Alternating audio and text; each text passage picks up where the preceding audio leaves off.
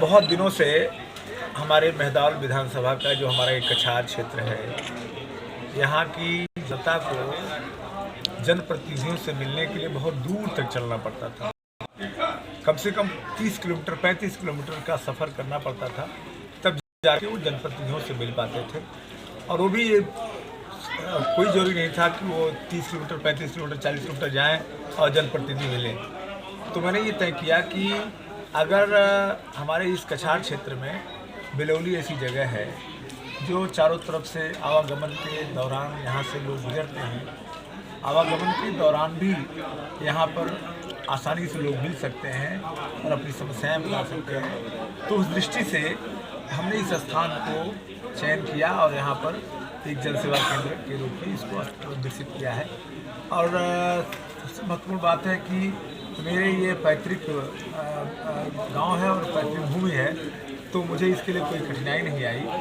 और चुनाव आ गया था, तो इस कारण से तीव्र गति से इसका निर्माण करके और आदरणीय सांसद जी के इस चुनाव के लिए माननीय मोदी जी को बेहतर परिणाम देने के लिए अपने मेहदावल विधानसभा में, आप सभी जानते हैं कि पिछली बार 2019 में जब हमारे आदरणीय सांसद जी दिनेश प्रसाद जी यहाँ से चुनाव लड़ने आए थे, तो वो भी एकदम नए थे और मैंने भी पार्टी ज्वाइन किया था, मैं भी पार्टी के लिए नया था।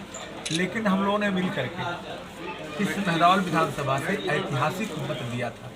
1,10,290 वोट दिए थे, जो कि कोई कल्पना नहीं कर सकता था। क्या इस बार रिकॉर्ड? तो इस बार जो हमारे केंद्रीय और प्रदेश नेतृत्व द्वारा ये आह्वान किया गया है कि हर विधानसभा में कम से कम 1-1 लाख वोट अतिरिक्त जोड़ा जाए, तो जाहिर है कि लक्ष्य हमें बढ़ा दिया गया है, चुनौती हमारे सामने है, लेकिन हमें ये भरोसा है कि हमारा जो नेतृत्व, हमारे जो आदरणीय प्रधानमंत्री जी हैं, जिनके नेतृत्व में ये चुनाव लड़ा जा रहा है और उन्होंने जो विकसित भारत का जो सपना देखा है और उस लक्ष्य को लेकर वो काम कर रहे हैं, तो जो नारा दिया उन्होंने कि अब की बार 400 पार, तीसरी बार मोदी सरकार, तो इस नारे के ऊपर इस देश की जनता पूरी तरीके से सहमत है और सभी लोग मिलकर के इस माननीय मोदी जी के भावनाओं को साकार रूप देने के लिए तत्पर हैं। इस छत के नीचे किस किस तरह की सुविधाएं उपलब्ध होंगी? देखिए, यहाँ पर मैं इस क्षेत्र के जितने भी हमारी विधानसभा के लोग हैं, उनकी समस्याएं जिस प्रकार की आती हैं, चाहे वो राजस्व से संबंधित हो, चाहे वो पुलिस से संबंधित हो, चाहे वो उन्हें सरकारी जन कल्याणकारी योजनाओं का लाभ मिलने से संबंधित हो, वो जो वंचित रह गए हैं, उन सभी तरह की योजनाओं का उन्हें लाभ पहुंचाने के लिए यहाँ पर ये अवसर मिलेगा। यहाँ पर हमारे उससे संबंधित सहयोगी होंगे, जो कि कंप्यूटर से लेकर के अन्य ऑपरेटर्स इंस्ट्रूमेंट उनके पास होंगे और उसके माध्यम से क्षेत्रीय जनता की समस्याओं का समाधान करने का निरंतर कार्य करेंगे। ठीक, धन्यवाद। जनता कितने लाभ मिलेंगे? निश्चित तौर पर जनसेवा के क्रम में आज जनसेवा केंद्र का उद्घाटन हुआ। माननीय विधायक आदरणीय अनंत त्रिपाठी जी के इस जनसेवा केंद्र में हम सभी लोग उपस्थित हैं और भारतीय जनता पार्टी के जो एक विचारधारा है एक सेवा की, उसी भावना को लेकर इस कार्यालय का उद्घाटन हुआ कि जो दूर दराज क्षेत्र में हमारी जनता रहती है, आम जनमानस रहती है, उनको छोटे से कार्यों के लिए तहसील जिला मुख्यालय जाना पड़ता था, जनप्रतिनिधियों से मिलने के लिए उनको कई किलोमीटर की यात्रा करनी पड़ती थी। उनकी सुविधा के लिए यहाँ पर वो व्यवस्था दी गई है। यहाँ पर माननीय विधायक जी की और हम सभी लोगों के सहयोगी यहाँ पर उपस्थित रहेंगे और आम जनमानस की समस्या को सुनकर हम सभी लोगों को अवगत कराएंगे, उसके निस्तारण के लिए हम लोग काम करेंगे। सांसद जी, इधर कछार का क्षेत्र माना जाता है, राप्ती नदी बगल से बहती है, इसके विकास को लेकर के आप किस तरह का जो है?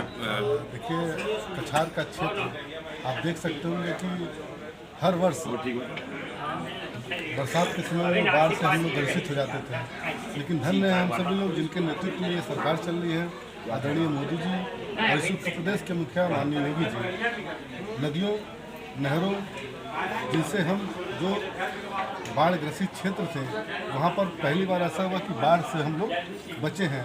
नदियों को दुरुस्त किया गया, बंधों को दुरुस्त करके जनता को समर्पित करने का काम किया गया और जितने भी सड़कें थी, यातायात उनके लिए सुगम बनाने का हम सभी लोगों ने प्रयास किया। विकास के काम में एक अहम योगदान हमारी सरकार कर रहा है। सांसद चुनाव से विकास अधूरा रह गया। आपके बगल का ही गाँव भूरापाली है, वहाँ विकास की किरण नहीं। भूरापाली को सारे विकास के कार्यों की योजनाओं को हमने वहाँ पर घरातों में पहुँचाने का काम किया। सांसद आदर्श ग्राम के तहत बहुत से विकास कार्य वहाँ पर किए गए। सारे व्यक्ति को विकास की योजनाओं से जोड़ने का हम लोगों ने प्रयास किया। अभी निरंतर ये जन सेवा जारी है। माननीय मोदी जी के नेतृत्व में ये लक्ष्य अभी रखा गया है कि 1 बार 400 बार फिर से मोदी सरकार, तीसरी बार मोदी सरकार। इसके लिए हम सभी लोग काम कर रहे हैं और आप देख सकते होंगे कि जो लक्ष्य माननीय मोदी जी ने रखा था लगातार उसमें इजाफा हो रहा है। आज के दिन में हम सभी लोग 80 करोड़ लोगों को राशन देने का काम कर रहे हैं। तकरीबन 56 करोड़ लोगों को हम लोगों ने उज्ज्वला गैस योजना के तहत लाभान्वित करने का काम किया गया। तकरीबन 12 करोड़ किसान सम्मान निधि। ऐसे ये आंकड़े प्रदर्शित करते हैं कि लगातार हम लोग किसानों के हितों में, महिलाओं के हितों में, बहनों के हितों में, युवाओं के हितों में काम करने का काम हमारी सरकार कर रही है। चुनाव सर पे सांसद जी किन मुद्दों को लेकर आप जनता के बीच जा रहे हैं? देखिए, मुद्दे जो हैं, सारे मुद्दे जो हमारे जनता के थे वो सारे हम लोगों ने समाप्त कर चुके हैं। आज के दिन में हम लोग ये दावा भी करते हैं कि आप किसी भी परिवार से आप इंटरव्यू ले सकते हैं, उसके परिवार में ये सरकारी योजनाओं का लाभ मिल रहा है। और हम ये दावा भी करते हैं कोई व्यक्ति बाकी नहीं होगा कि जिनको इन जन कल्याणकारी योजनाओं का लाभ नहीं मिल रहा हो। अब बारी है भारत के विकास की, इस भारत को विकसित भारत बनाने की, इस भारत को विश्व गुरु बनाने का। उस लक्ष्य को लेकर हम सभी लोग चले हैं और आम जनमानस जिनके अंदर माननीय मोदी जी के नेतृत्व में वो क्षमता है और सबका साथ, सबका विकास और सबका विश्वास और आज सबके प्रयास से फिर से पुनः ये भारत विश्व गुरु बनने को तैयार है। धन्यवाद।